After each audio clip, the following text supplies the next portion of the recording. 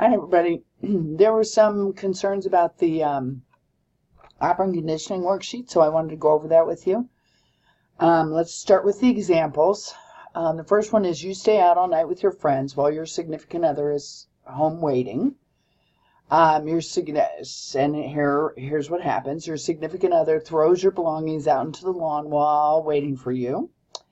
That is positive punishment. Something is being added to clothes in the yard by your partner in an attempt to decrease the likelihood, that's what makes it punishment, of you staying out all night with your friends. Your significant other makes you sleep on the couch for a month because you stayed out all night.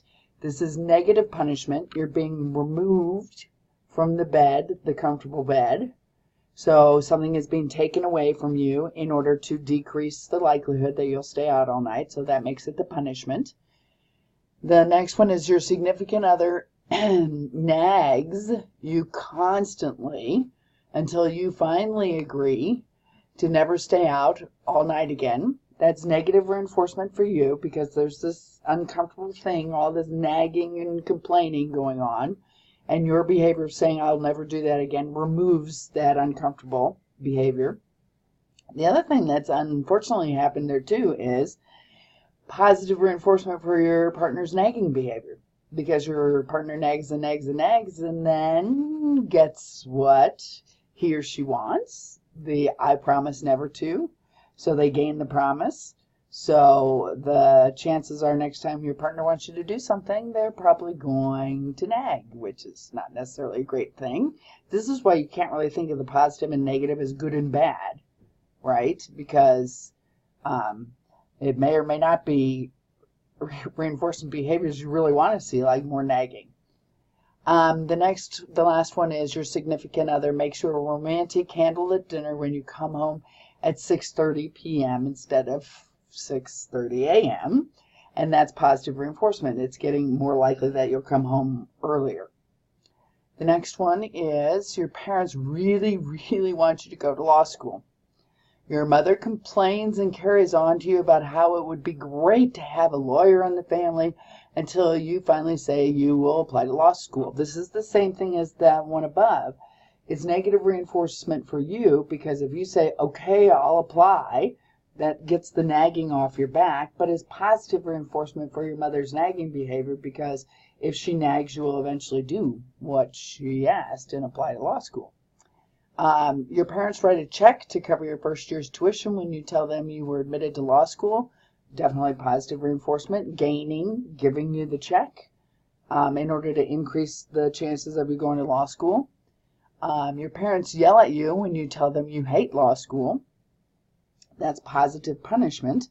So they're adding something unpleasant in hopes that you'll stop complaining about law school or stop hating it, or at least stop telling them you hate it. And then the last one here would be your parents cut off your monthly allowance when you tell them that you are going to drop out of law school. That would be negative punishment. They're taking away your allowance in order to decrease the chances of you dropping out. Then the last example here, you're babysitting for a 6-year-old child. You send the child to her room because she talked back to you. That would be negative punishment. You're removing the child. It's kind of like a timeout. You're removing the child from the environment in order to get her to not talk back anymore. Number 2, or the second part here, you make the child clean up the mess she left after she was done finger painting. That would be positive punishment. She's gaining a chore, some cleaning up that she has to do, in hopes that she won't make a mess the next time she finger paints.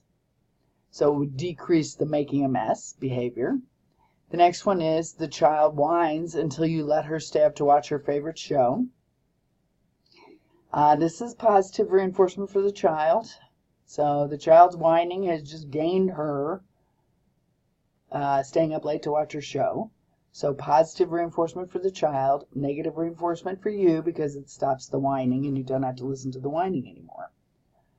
And then the last one, the child gives you a hug for letting her stay up to watch her favorite show. That's positively reinforcing you so that the next time you come to babysit, she hopes that, or he hopes that, you will let them stay up to watch the show later. Now let's go into the schedules of reinforcement questions. A business that advertises it will change your oil in 20 minutes offers you a free oil change after you have had your oil changed 5 times at their business. So, reinforcers that are based on ratio schedules are based on the number of behaviors. So this takes 5 behaviors, 5 oil changes, and then the 5 oil changes get you a free one. So 5 changes free, 5 changes free, 5 changes free. So that would be a fixed ratio schedule. And I think that maybe the part that confused some of you was that there was that 20 minutes listed up there, and probably that shouldn't have been in there. It should have just been a garage that changes your oil. Second one, although farmers put out the same amount of labor every year, sometimes they sell their grains at harvest time, sometimes in January, and sometimes as late as March. They sell at different, and you can see, and this is kind of crucial here, to see the time that's listed right there, harvest time. So it's a variable interval because it varies. The work is done, but you may get paid immediately. It may be 2 months, it may be 6 months when you get paid. Number 3, you're fly fishing in a great trout stream. Sometimes you catch a fish after 4 or 5 casts, and sometimes it takes 10 or 20 casts. That is based on casts. It's not based on time, so it's based on behaviors, and it varies. It's not every 3 casts. Wouldn't that be great if you could catch a giant fish every 3 casts you made? But it's not every 3 casts. It varies, and sometimes it's 5, and sometimes it's 10, and I'll tell you, sometimes it's probably 50. Number 4, bank employee is given a bonus of a $30 restaurant coupon for every 4 hours of overtime work that he volunteers for. That's a fixed interval. It's based on time, the 4 hours, and it's a set period of time. It's not, sometimes you get it after an hour, and sometimes you get it after 10 hours. This is always consistently 4 hours, so it's fixed. A young child demands a candy bar each time she's in the checkout line at the grocery store. Sometimes the parent gives her one. Again, you see, sometimes we unfortunately do positively reinforce behaviors that are not necessarily desirable behaviors. Sometimes the parent gives her one, and sometimes he doesn't. This would be a variable ratio. So it's happening, the behavior is happening every time you go in, and sometimes it gets reinforced and sometimes it doesn't. So it's not based on time. It's based on number of times that you go to the checkout aisle with your child. Number 6, you're fishing from a dock. You sit with your line in the water and wait for the fish to strike. Sometimes it takes only 20 minutes, and sometimes it takes an hour or more. Again, this one's based on time. So instead of the number of casts that you're doing, 5 casts or 10 casts, this is based on how long your bait is in the water. So this one would be variable interval. Number 7, you do piecework in a factory. For every 3 sleeves you sew onto garments, you get 50 cents. So it's based on number of behaviors. Every 3 sleeves get you 50 cents. So it's based on number of behaviors. It could take you 10 hours to do 3 sleeves, or it could take you 10 minutes to do 3 sleeves. It doesn't matter how much time. So this is fixed ratio. Number 8, for each half day that a second grader pays attention and works well, the teacher gives her a good behavior dollar that she can trade in at the end of the week for desired objects from the store.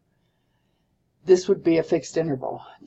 You had to pay attention for 4 hours, and then you get the dollar. You pay attention for 4 hours, or whatever a half day is. Pay attention for a half day, get a dollar, so on and so forth. So again, fixed interval. Number 9, a vacuum cleaner salesperson does numerous presentations in people's homes and gets paid a bonus each time he sells a vacuum. Sometimes the salesperson does 5 presentations before a customer buys a vacuum, and sometimes 2 customers in a row purchase the product. So the behavior is the presentations, and sometimes it takes 1 presentation, sometimes it takes 5, sometimes it takes 10. So ratio because it's based on the number of presentations, not how long it takes you to make the presentations, but how many presentations. And it's variable because it's not every single presentation that you make. And the last one, your paycheck arrives on the 1st and the 15th of every month. So it's based on time, 1st and 15th, fixed interval, based on time, and the time stays consistent, so fixed interval.